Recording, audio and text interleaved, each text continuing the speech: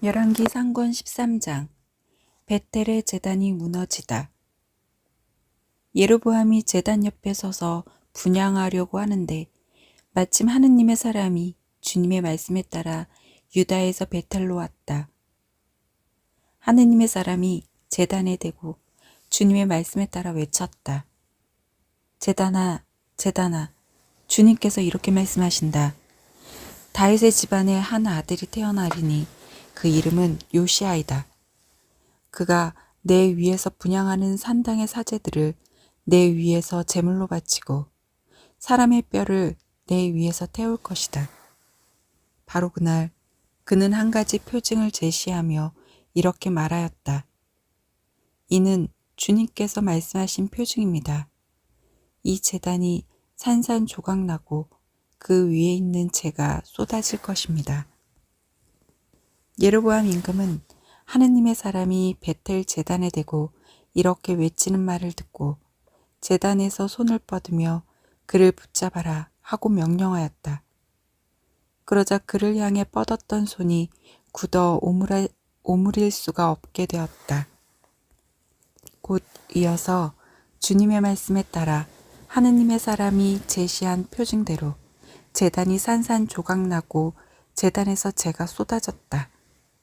그러자 임금은 하느님의 사람에게 주 그대의 하느님께 호의를 간청하고 내 손이 회복되도록 기도해 주시오 하고 말하였다. 하느님의 사람이 주님께 간청하자 임금의 손이 회복되어 전과 같이 되었다. 임금이 하느님의 사람에게 말하였다. 나와 함께 집으로 가서 피로를 푸시오. 내가 그대에게 선물도 드리리다. 그러자 하느님의 사람이 임금에게 대답하였다. 임금님, 궁전의 절반을 저에게 주신다 하여도 임금님과 함께 가지 않겠습니다. 그리고 이곳에서는 빵도 먹지 않고 물도 마시지 않겠습니다. 주님의 말씀에 따라 이런 명령이 저에게 내렸습니다. 빵도 먹지 말고 물도 마시지 마라. 그리고 온 길로 돌아가지도 마라. 그러고 나서 하느님의 사람은 그가 베텔에 왔던 길로 돌아가지 않고 다른 길로 갔다. 베텔의 늙은 예언자. 그 무렵에 한 늙은 예언자가 베텔에 살고 있었다. 그의 아들들이 와서 그날 하느님의 사람이 베텔에서 한 일을 모두 이야기해 주었다. 또한 그가 임금에게 한 말도 아버지에게 이야기해 주었다. 아버지가 그들에게 그가 어느 길로 갔느냐 하고 묻자 그의 아들들은 유다에서 온 하느님의 사람이 간 길을 보여주었다. 아버지는 아들들에게 나귀의 안장을 얹어라 하고 일렀다. 그들이 나귀의 안장을 얹으니 그가 나귀를 타고 하느님의 사람을 뒤쫓아가다가 향염나무 밑에 앉아있는 그를 만났다. 늙은 예언자가 그에게 당신이 유다에서 온 하느님의 사람이요 하고 묻자 그는 그렇습니다 하고 대답하였다. 예언자가 하느님의 사람에게 함께 집으로 가서 음식을 드시지요 하고 권유하였다. 하느님의 사람이 말하였다. 나는 어르신과 함께 돌아갈 수가 없습니다. 또한 어르신의 집에 들어갈 수도 없고 이곳에서는 빵도 먹지 못하고 물도 마실 수 없습니다. 주님의 말씀에 따라 이런 명령이 저에게 내렸습니다. 여기에서는 빵도 먹지 말고 물도 마시지 마라. 그리고 온 길로 돌아가지도 마라. 그러자 예언자는 하느님의 사람에게 이렇게 말하였다. 나도 당신과 같은 예언자요. 한 천사가 주님의 말씀에 따라 그를 너의 집에 데려다가 빵을 먹게 하고 물을 마시게 하여라 하고 나에게 명령하였소. 그러나 그것은 거짓말이었다. 그리하여 하느님의 사람은 예언자와 함께 되돌아가서 그의 집에서 빵을 먹고 물을 마셨다. 그들이 식탁에 함께 앉아 있는데 하느님의 사람을 도로 데려온 예언자에게 주님의 말씀이 내렸다. 예언자는 유다에서 온 하느님의 사람에게 이렇게 선언하였다. 주님께서 이렇게 말씀하셨소. 너는 주님의 말을 어기고 주 너의 하느님이 너에게 내린 계명을 지키지 않았다. 너는 돌아와 빵도 먹지 말고 물도 마시지 말라고 한 곳에서 빵을 먹고 물을 마셨다.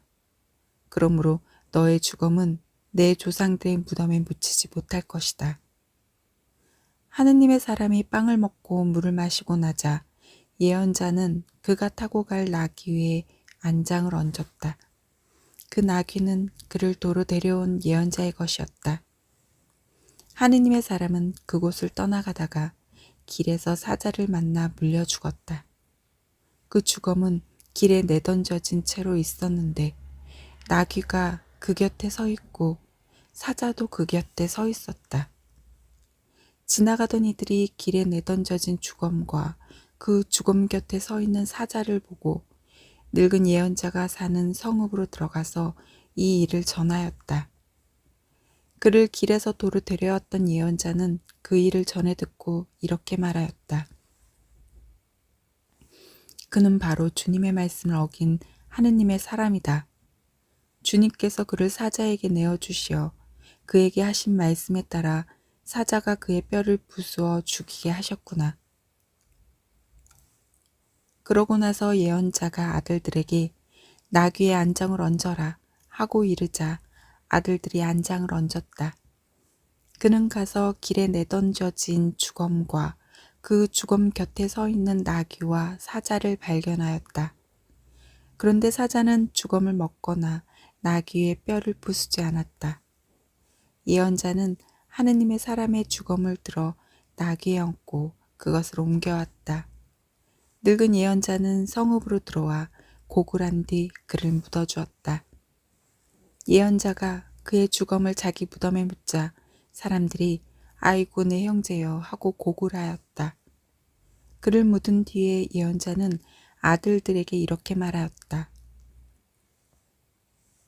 내가 죽거든 이 하느님의 사람이 묻힌 무덤에 나를 묻어라. 그리고 그의 뼈 곁에 내 뼈를 놓아라. 그가 주님의 말씀에 따라 베텔에 있는 제단과 사마리아 성읍들에 있는 모든 산당을 두고 선언한 말이 반드시 이루어질 것이다. 이런 일이 있은 뒤에도 예로보암은 그의 악한 길에서 돌아서지 않고 또다시 일반 백성 가운데에서 산당의 사제들을 임명하였다.